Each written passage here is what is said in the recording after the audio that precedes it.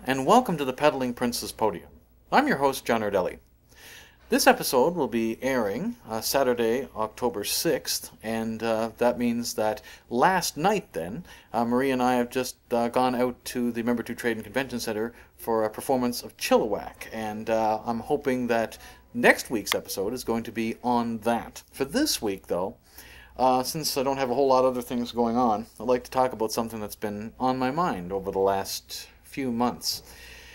I'm sure a lot of you have noticed, those who have been watching the show regularly, that I'm starting to get little flecks of gray hair in my beard. It has made me think about something which, at least throughout most of my life, I've preferred not to think about, actually, and that is the fact that, like everyone else, I am mortal, and someday my life will end. This is something that most of us don't really like to think about. I think the reason being is that for all the religious beliefs that people have and about life after death, nobody really knows what happens beyond this life. Now myself, from a scientific standpoint, it's true that they say energy cannot be destroyed, only transformed. And matter is actually basically a frozen form of energy. So it's logical to assume that something happens to the energy of our being when we pass on. But again, nobody really knows. Christians are going to tell you about heaven and hell, and other religions will talk about reincarnation. And then there are those who are atheists who actually believe that our consciousness does not continue in any way, shape, or form. And I suppose that is possible. The energy of our consciousness may continue to exist, but we would no longer be self-aware, so to speak. What is life like at that point? My personal belief is that it is a point of evolution for us.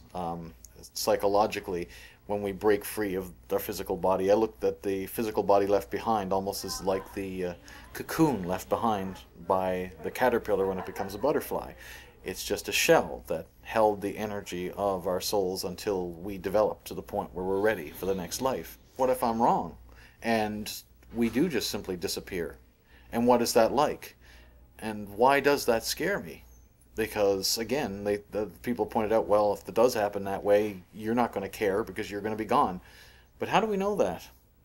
We really don't know. One thing I often think about, like, for example, if I talk to a friend who's younger than me, from their perspective, like say somebody who's 20, was born like in 1992, I know there was a life before then, but they don't have any memory of it.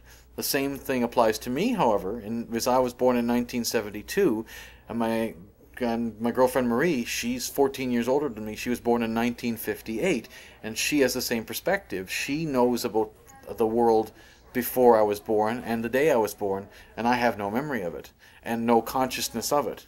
So the question, I guess what I'm going for is, if my consciousness began sometime after 1972, but there was a reality before then what was I before, and will I be anything afterwards? If I can't perceive what happened before 1972, will I be able to perceive what happens beyond the date of my death, say whenever it is, 2050, say, for the sake of argument? Will I be able to see anything that happens past 2050? And I don't know. The bottom line is, it's the not knowing that's really a problem, but at the same time, I have to think that maybe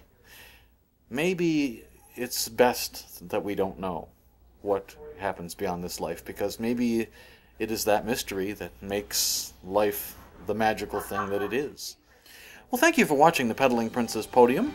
Hopefully next week you'll get to join Marie and I at our Chilliwack concert. But either way, we hope to see you here at the podium next week. Bye for now.